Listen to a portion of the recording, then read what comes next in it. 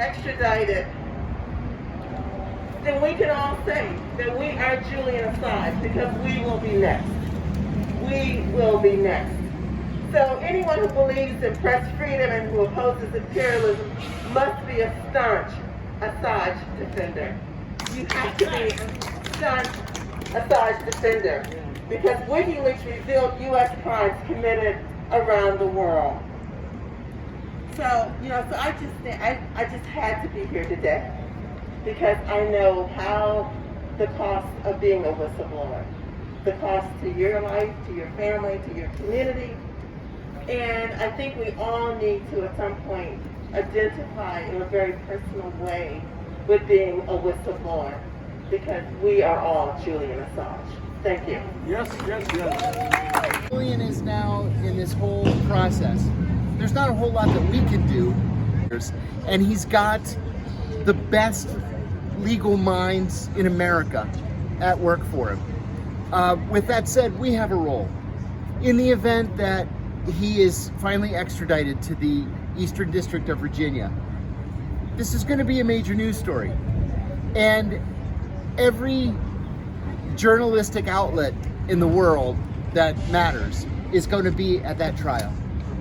And because they're going to be there, we have to be there too. Not just to show support for Julian, that goes without saying, but to make sure that every one of those journalists knows where we stand on this issue. That we support what Julian did, that what he did was not a crime, it was actually a public service to the people of the United States, and that we're going to be there as long as we need to be. We'll be there as long as he is there to show our support. I've heard weak-kneed journalists in the last few weeks saying, oh, well, I'm not writing about this because Julian Assange isn't a journalist, he's an activist. It doesn't make any difference what he is. What he did was he revealed waste, fraud, abuse, illegality, or threats to the public health or public safety. That's the legal definition of a whistleblower.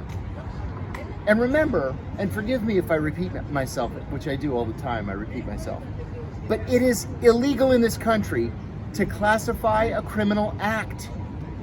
Just because the Pentagon or the CIA says something is classified does not make it so.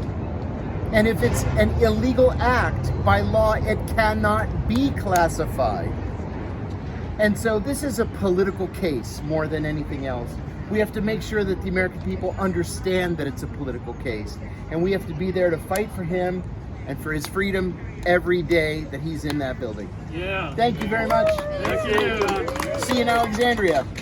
Yeah. The true whistle.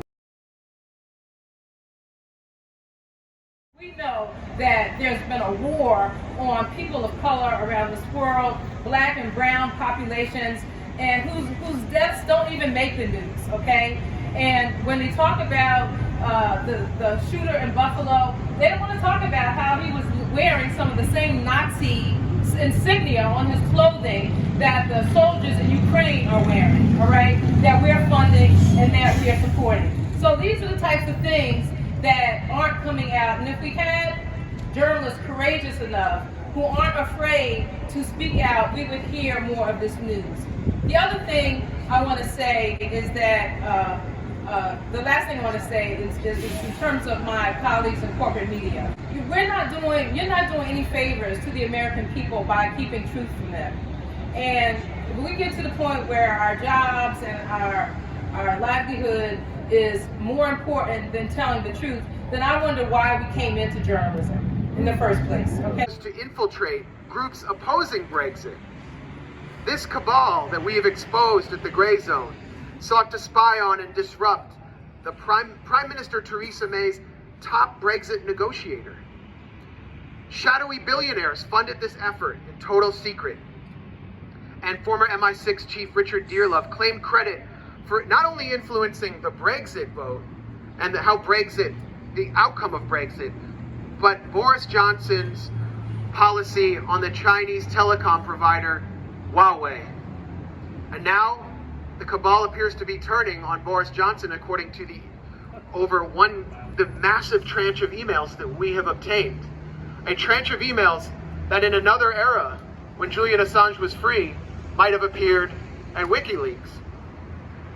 What we have uncovered here through these emails should amount to charges of treason. In at least one case, we have shown that an operative from this intelligence cabal named Evelyn Farr penetrated the British Civil Service and violated the Official Secrets Act by forking over classified documents to the British media under a pseudonym. This is what Julian Assange has been accused of. And what has happened since we published this story? I mean, this is an explosive blockbuster of a bombshell because it's all there for everyone to see. All the emails are there. Nothing.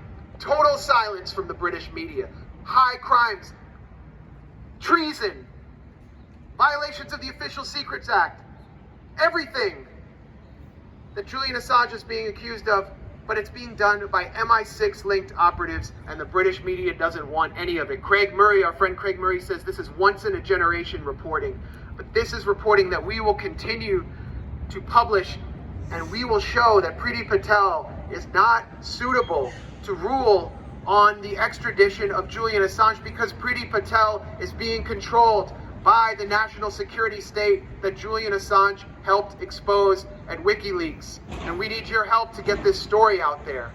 We need to expect Julian Assange in our community. Without hesitation, Julian Assange is a political prisoner.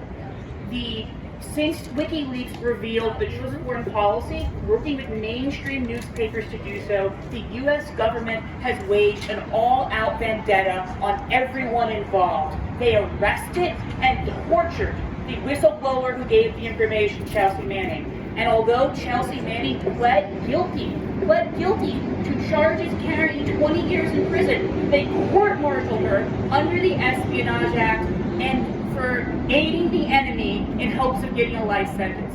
Chelsea Manning has did more time in prison than anyone else ever has for giving information to the news media. The FBI got into the case after the DOD asked them to. They pushed the DOJ to file charges. They illegally entered the nation of Iceland under false pretenses. They seized the Twitter accounts, not just of Julian Assange and Chelsea Manning, but of a sitting member of the Icelandic parliament. They've seized the Gmail accounts of multiple journalists. And then we have the CIA and the NSA, who have thought of all of these different designations like information broker, malicious foreign actor, non-state hostile intelligence agency to try to justify waging war on journalists and hiding what they are doing. And we also know the CIA plotted to kidnap and kill Julian Assange. So for these reasons, we're calling on Priti Patel, the UK Home Secretary, to block the extradition. But the truth of the matter is that she shouldn't have to do anything at all, because the people in the building behind me could end all of this with the stroke of a pen today, and it would not be a fringe move, it would not be a radical move. There are many, many things about the Obama administration I dislike. The escalation of the terrorist drone wars, the extrajudicial execution of a U.S. citizen, the use of the Espionage Act to go after whistleblowers, but both Obama and Holder balked at the idea of prosecuting Julian Assange because they knew it would set a precedent that could be used against journalists broadly. The intelligence agencies were so furious about this that we know the FBI and the CIA requested a personal meeting with Barack Obama to try to get him to sign off on their plans to go after Julian Assange. So what we're asking Merrick Garland to do today is just do what Obama did. Drop these charges, end this war on journalism, and I would also hope they'd go even farther than Obama and stop using the Espionage Act against whistleblowers and pardon Daniel Hale, who is right now in a communications management unit, unable to communicate with the outside world for the grave crime of letting us know that during one U.S. campaign in Afghanistan, 90% of those murdered by U.S. airstrikes were not the intended target. Free Daniel Hale, free Julian Assange, end the war on journalism and whistleblowers. Yes. Thank you very much.